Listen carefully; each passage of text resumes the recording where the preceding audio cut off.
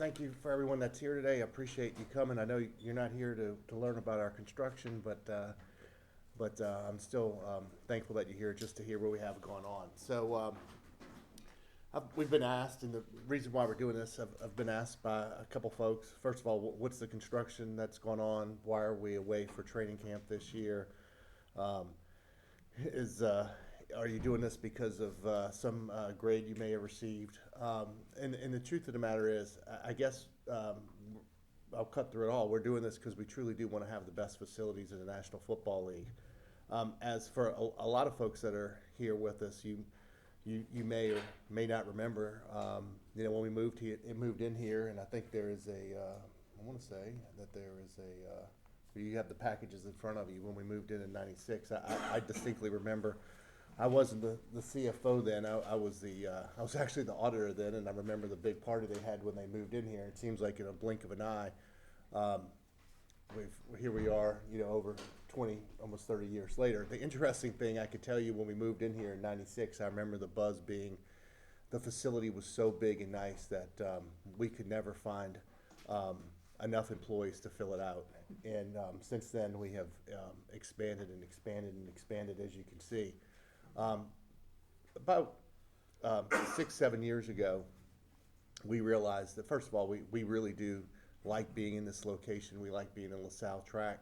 Our players like it, our coaches like it, our employees like it. I mean, it's in a great spot with regards to where a lot of our employees live and their families are growing up. And, it's close proximity to the airport, which is nice. And so there's a tremendous amount of benefits of being here at the LaSalle track. So we made the decision that we were going to be here um, long term.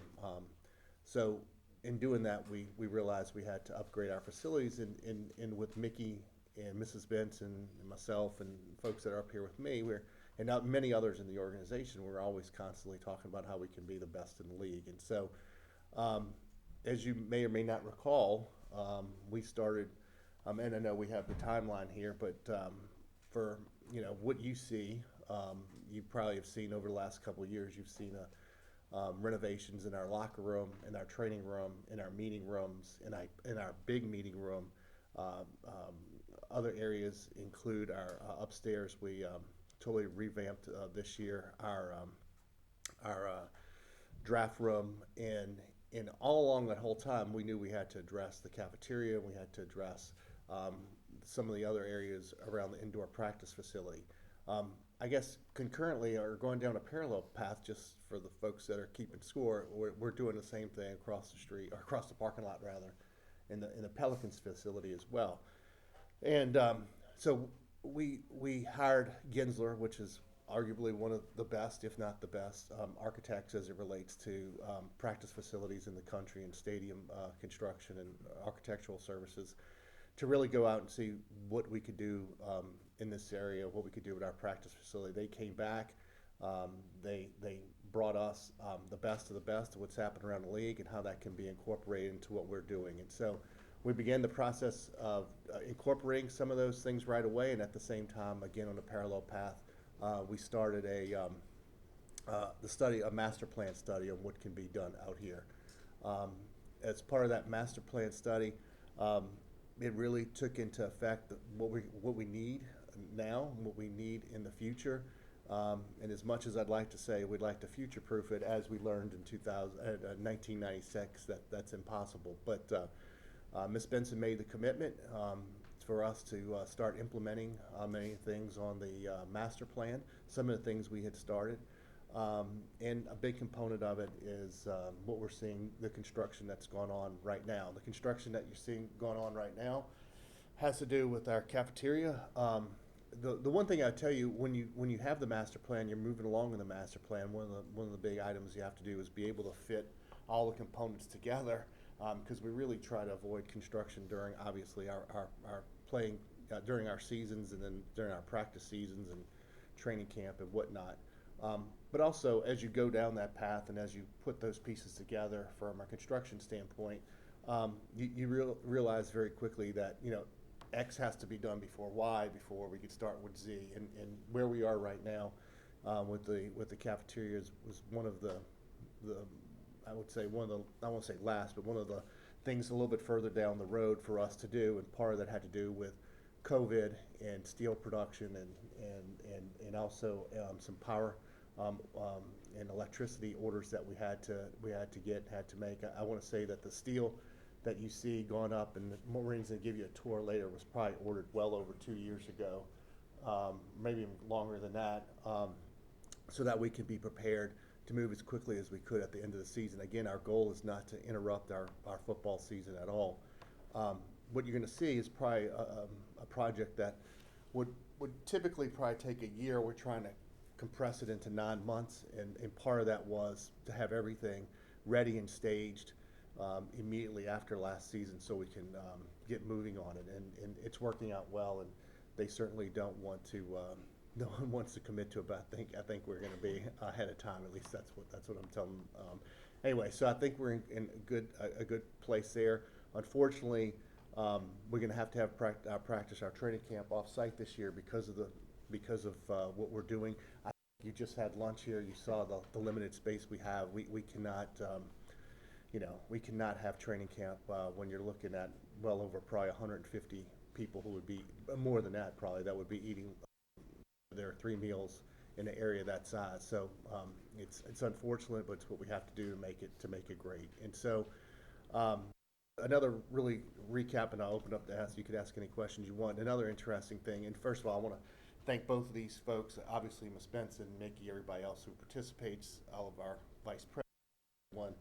I mean, over the course of the last couple of years, between the Superdome, the construction going to Superdome, I mean, it's roughly $500 million, of which, we're committing over 180, and maybe even more than that, to be perfectly honest with you, because we are also updating our locker room, which I will tell you, our locker room in the Superdome moving forward, I think you'll see that it will obviously, I think it'll be the best in the National Football League when it's done. It's a very large renovation that we've done. Another renovation that took multiple years because of what's gone on in the Superdome. But you'll see it's going to be outstanding, and again, second to none. Very proud of that. That's on our nickel. State's not paying for that.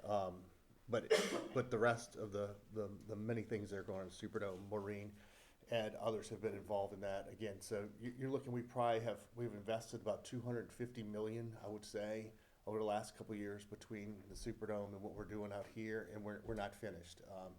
You're going to see a lot of neat things today, and then I will tell you Monday, our colleagues at the Pelicans, there's construction starting next door in the Pelicans building as well. We have media areas that are going to be expanded, meeting room space that's going to be expanded. Their food facilities over there are going to be expanding. Meeting rooms are going to be expanded. So all the things that we're doing, however, do fit into our master plan that we have. And the only thing I would say is that when we finish with what we're doing now, we still have other phases. I would say other things to do in phase 1.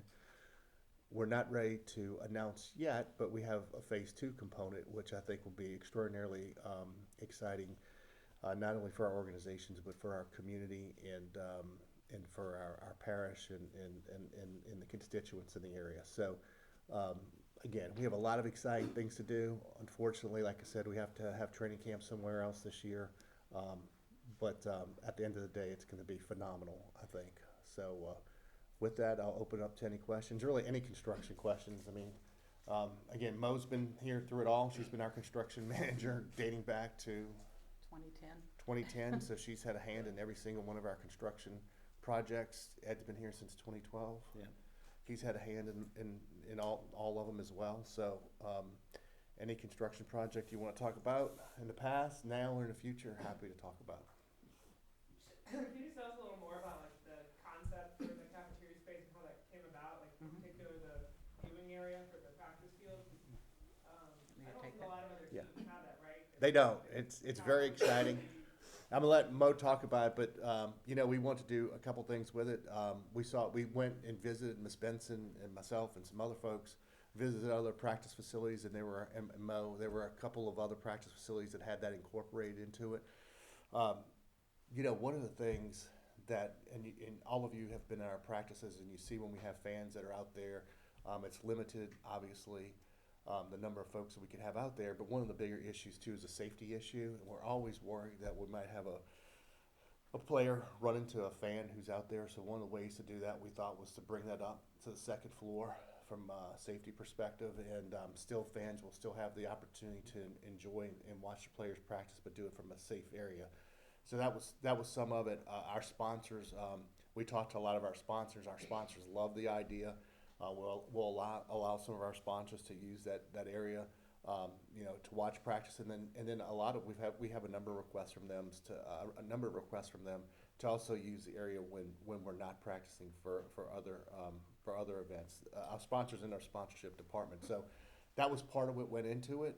But Mo, if you want to add anything to that. Yeah, what we did, in addition to doing the study with Gensler, our master plan study, where we benchmarked the Saints against other NFL teams and their locker rooms and their training facilities, we did an employee survey, and some things came out of that the employees really wanted to see an outdoor dining area, which we've now incorporated into it.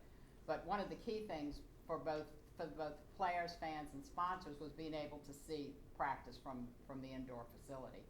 So it's kind of an engineering feat you'll see when we go out. We took the space that was between the existing cafeteria and the existing indoor training facility, and we've made that now into a 2-story building, where on the ground floor we'll have a private dining room. Then you go up the stairs and we'll have another viewing area with sliding doors so you can open it up and see practice.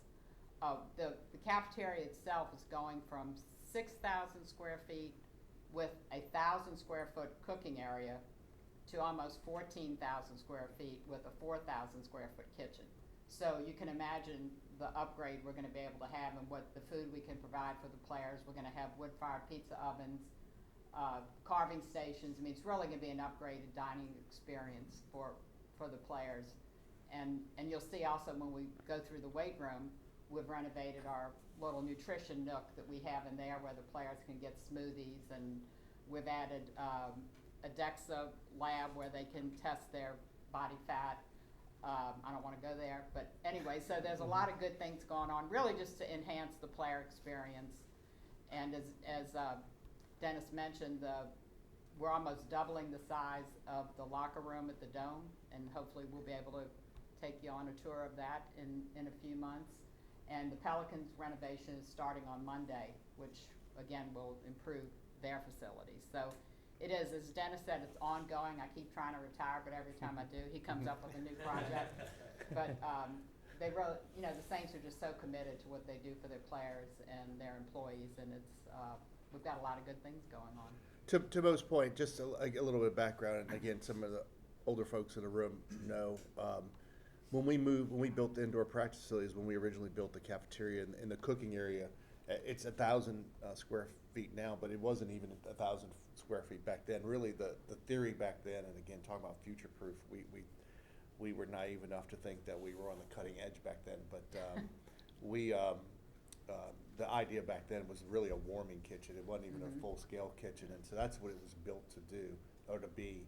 And then after we realized that we were really handing out or cooking 3 meals a day, we had to make some major improvements. But the truth of the matter is we've really never addressed it like we're addressing it now. So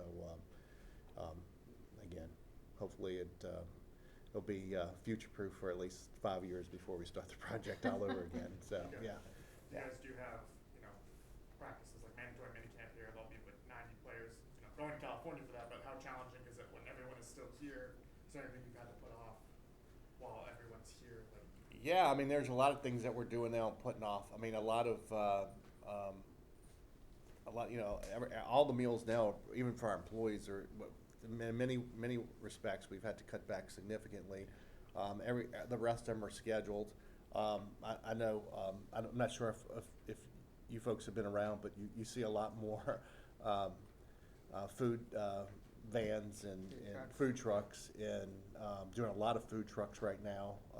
So yeah, I mean, we're trying to do the best we can to continue to feed our players and staff, and do it in a high class, fun type of way as well. But it's fair to say that going to California will allow you guys to kind of ramp up. It's full scale. Yeah, we would not be able to do that if we weren't away Right. for a few weeks, and that's when you're doing all the build-in.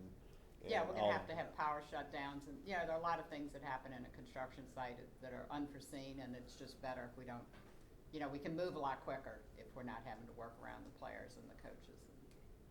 Dennis, to a degree, how much is the culinary history of New Orleans played into what you serve in the cafeteria? Yeah, it's funny. We get that question a lot, and I would tell you, I would absolutely love, and I know Mickey would.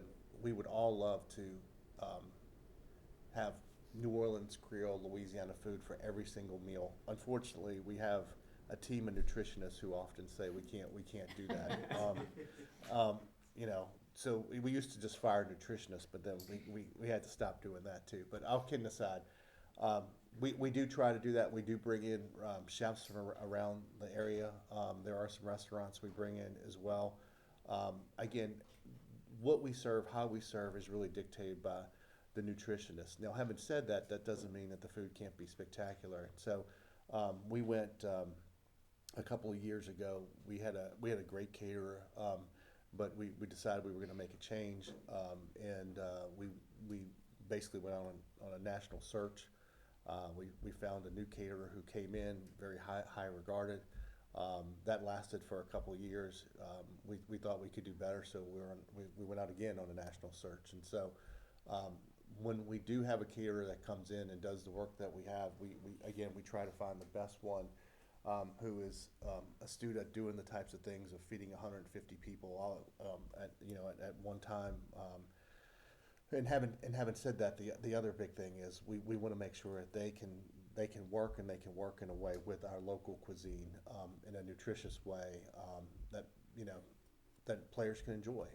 I would tell you, if you look at our menu over the last couple of years, is expanded about as far as it can expand with the limited cooking capability that we have. And so hopefully we'll see. Obviously, that's why we're doing this. We hope to see a significant improvement in the food and the food quality based on the size of the kitchen that we're going to be providing. The best caterers in the world working in conjunction with local chefs. So one of our biggest issues has been storage. Like, Right. we just haven't been able to store fresh food. In fact, when we hired Flick, who's operating the cafeteria now, they asked us to rent, and you may have seen it last year. We had 2 big storage units out in the back, next to the cafeteria, because they wanted to start serving fresher food. So we rented a couple of storage units just to try to be able to keep more food on site. And so that part of expanding to 4,000 square feet is a much, much larger storage area for fresh food. I know when you all moved into when this opened in 03, I think you were like Naples, obviously before that, Nickel State, and lacrosse before that. So does that mean that, I guess, Irvine is a 1-year deal, or is that like a Mickey Dennis question, and then potentially come back here for this once it's all done? no, we have every intention to be back. Yeah. Yeah, I So- wasn't sure. Yeah. I mean, obviously, things happen. Hurricane evacuations happen. God, I hate saying that. But yeah, we fully intend to be back. That's So- the other thing to mention too, with where we are, every facility we build that affects the players or the coaches is on generator power. So if we are here during a hurricane, this whole cafeteria, the indoor facility, the locker rooms, the training room, everything goes on generator power, so we can just keep going. Dennis, just to alleviate, like, one of the big things we hear from the fans is like, well, what if they go to California and they win 13 games? Like, does that change the thought process of the offseason? Well, I'll say this: we won the Super Bowl and we trained here, so you have to do better than that, I would think. But I don't know if you can. But no, again, we plan to come back. I mean, why wouldn't we come back now? We have the greatest cafeteria we could ever have. We have the greatest weight room and you'll see that we just improved. There will always be things out of our control. I mean, weather being the most obvious one, and Mickey deals with that with our training staff all the time, and it's about hydration, and it's about a lot of other things. And again, things can change, but the intention is we're coming back. And look, no one wants to be back more, I can promise you, than Miss Benson, Mickey, myself, the folks that we get it. We love having our fans there. It stinks when we don't have our fans here. That's kind of why we put off this construction as long as we did, to be perfectly Mhm. honest with you, is because we were hoping that perhaps there could be a better way not to impact our training camp, but at some point you suck it up and you have to do it, and that's where we are. So Is there a hope at all to be able to negotiate or navigate the NFL rules about having fans in attendance at training camps that are in competing markets, things like that? Apparently there's some clause where you're not allowed to open. No, any of that. I think if you I think the NFL is open to you having fans or whatnot in the market. I think that maybe pertains more to sponsorship.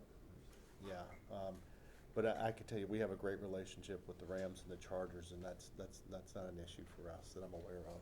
Yeah. So are there plans to open, to even pursue the idea of opening training camp? I think there is some plans. I don't know if it's going to happen based on the layout and what's happening there. Again, we're going to try to get back to New Orleans as quickly as we can. We're also working right now on having off-site practices like we did a couple years ago. So we're talking a couple venues that would have us, welcome us, and hopefully we can use those facilities too. So I promise you, we understand how important it is to have the fans there. We talk about it constantly. It pains us that we don't. We can't wait to be back. It seems like we were really starting to find a groove with the way we were hosting our training camp with the fans and with the shade and everything else, and we're ready to bring all of that back and improve on it.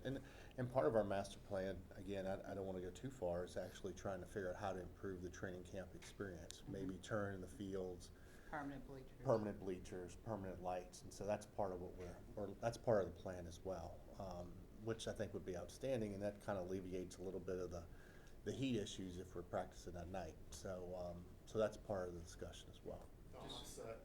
The off-site venues would be once you're back in California here. Yeah. Just to clarify, the setup at Irvine is set up to where it might be difficult to have people in. Is that kind of just logistically the way Yeah, that's set up? yeah. Yeah.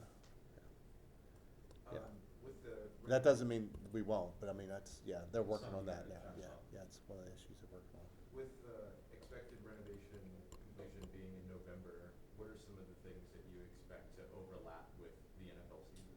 Yeah. Here at the facility? She says November, I'd say September, August. But I don't know, Mo, I'll let you take that one. I think really the issue is going to be feeding the team. Where you all had lunch, that was built last year to be a storage room for the weight facility expansion. And then when we decided to start the cafeteria, we said, well, where are we going to feed the players? So we took it away from the weight guys and made it into a temporary cafeteria. So the one challenge will be, that's where they're going to have to feed the players during the for most of this next season. But other than that, we shouldn't really have any issues.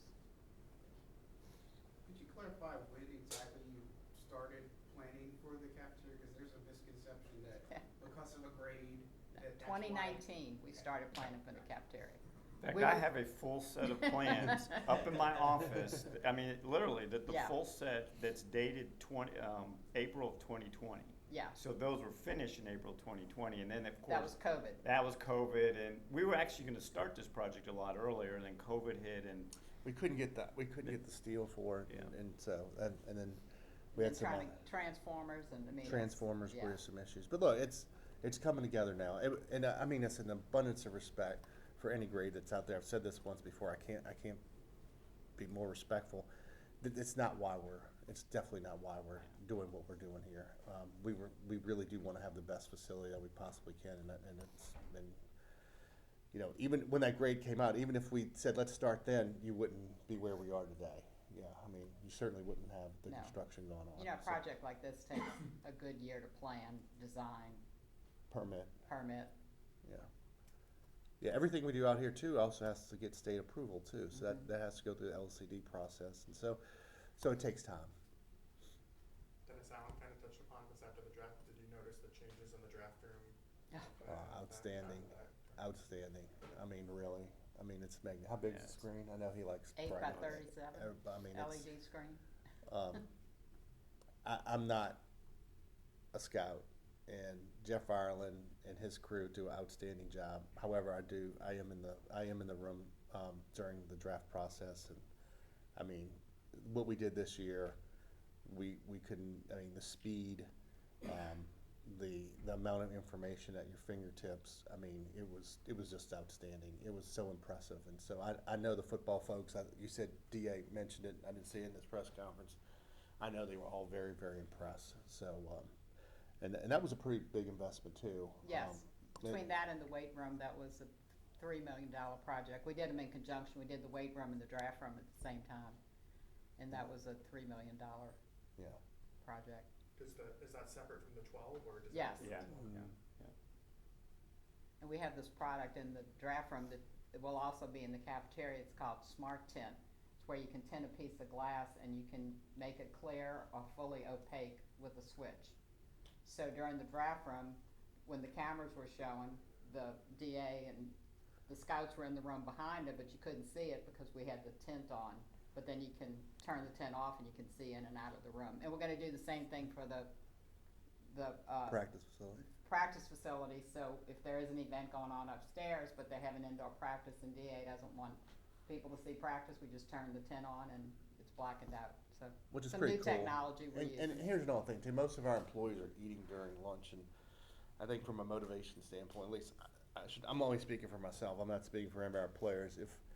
If I was practicing and I saw everyone else eating and it was about 12:30, I think I'd be thinking about going to lunch. And so one of the things that we can do is, like you said, press the button. It'll make the glass, opaque, and so you don't see, The secret plays that are going on. Well, not only that, but the other way, don't see everybody gorging on their pizza that Their they just wood-fired got, pizza. wood-fired pizza, yeah.